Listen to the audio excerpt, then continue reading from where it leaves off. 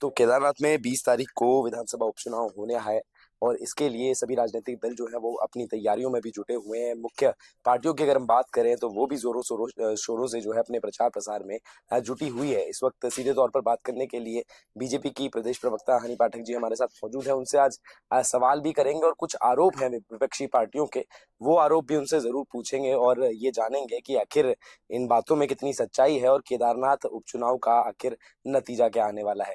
पहले तो मैडम शुक्रिया आपका हमारे साथ बात करने के लिए। और आपसे सबसे पहली चीज ये है कि आप केदारनाथ जो उपचुनाव होना है, पहले तो आप किस तरह से उसे देखती हैं और क्या आपको लगता है क्या इसका निष्कर्ष निकल कर सामने आना है? देखिए, पूरी तरीके से केदारनाथ का जो उपचुनाव होने जा रहा है वो हमारे पक्ष में है। वहां की जनता हमें अपना आशीर्वाद देगी और पूरी तरीके से जो निकल कर आएगा समर्थन, वो जनता का हमें जो समर्थन देना है वो निकल कर आएगा और जनता हमें 100% अपना आशीर्वाद देगी ही देगी। अच्छा, कहीं ना कहीं कांग्रेस का ये कहना है कि बीजेपी इस पूरे उपचुनाव से घबराई हुई है, शायद इसीलिए 5 मंत्रियों को केदारनाथ उपचुनाव की जिम्मेदारी दी गई है। किस तरह से आप इस बयान को मानती हैं? देखिए, ऐसा है कि हमारे यहाँ बीजेपी में जो भी चुनाव होते हैं उसको हम लोग गंभीरता से लेते हैं, चाहे वो उपचुनाव हो, चाहे मेन चुनाव हो, चाहे लोकसभा चुनाव हो, चाहे पंचायत चुनाव हो, चाहे निगम का ही चुनाव हो। हर चुनाव को हम लोग एकदम गंभीरता से लेते हैं, क्योंकि जनता के पास हम लोग उन कार्यों को लेकर जाते हैं जो कार्य हमने किए हैं और जनता उसी पर हमें वोट करती है। लेकिन इनके पेट में दर्द इस चीज का हो रहा है कि हमारे पास लोग हैं, कार्यकर्ताओं के साथ साथ नेता भी है, लेकिन कांग्रेस पार्टी में सिर्फ नेता बचे हैं।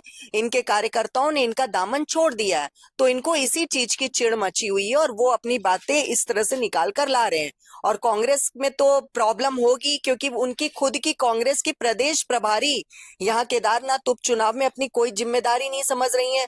जूम मीटिंग के जरिए उनसे बातें कर रही हैं और इनके अंदर इतनी टूट फूट है कि करण महाराज जी और गणेश गोदियाल जी में नहीं पड़ती, एक पूरब है तो एक पश्चिम है। तो इनसे ये भी पूछा जाए कि आपके भी तो सारे दिग्गज नेता, जिनको कांग्रेस पार्टी मानती है दिग्गज नेता, वो सारे के सारे वहीं पे डेरा डाले हुए बैठे हैं। हरीश रावत, गणेश गोदियाल, प्रीतम सिंह, करण मारा, आप जिनको अपना उच्च नेता मानते हैं, वो सारे वहां डेरा डाले बैठे हुए, तो क्या वो भी घबराए हुए हैं? ये एक हर पार्टी का नीति होती है कि वो वहां पर जाती है, योजनाओं के बारे में बताती है, लोगों से बातें करती है। ये एक हर पार्टी की नीति होती है, उसको दूसरे तरीके से लेके जाना अल्प बुद्धि की परिभाषा है। एक आरोप कांग्रेस का ये भी है कि दिवंगत शैला रानी रावत की पुत्री को बीजेपी द्वारा टिकट नहीं दिया गया, क्योंकि इस दौरान बीजेपी के शासन में केदारनाथ में काम नहीं हुआ है और यदि उनको टिकट मिलता तो कहीं ना कहीं जो जनता है वो इसके विपक्ष में रहती और बीजेपी जो है पिछले 2 उपचुनाव की तरह ये चुनाव भी हार जाती। तो आप इस बात को किस तरह से मानती हैं, क्या?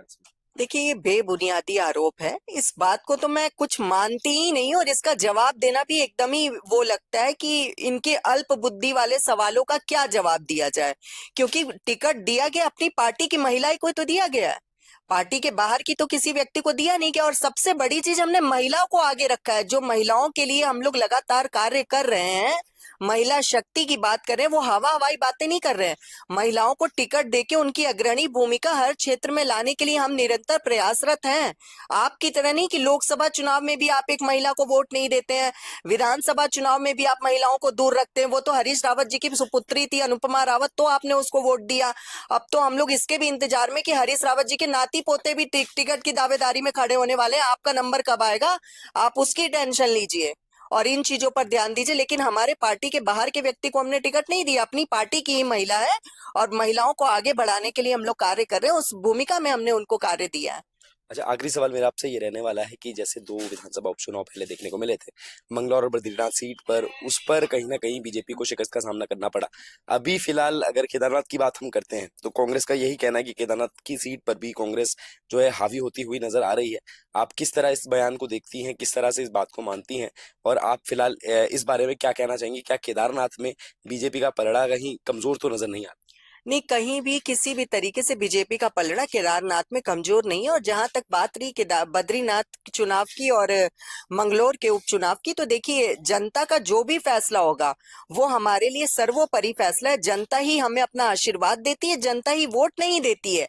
जनता का जो भी फैसला होगा वो हमें शिरोधार होगा। जनता जो भी फैसला करेगी वो उचित करेगी और जनता ये उचित ही फैसला करेगी कि जनता हमारे भारतीय जनता पार्टी का परचम वहां भी लहराएगी।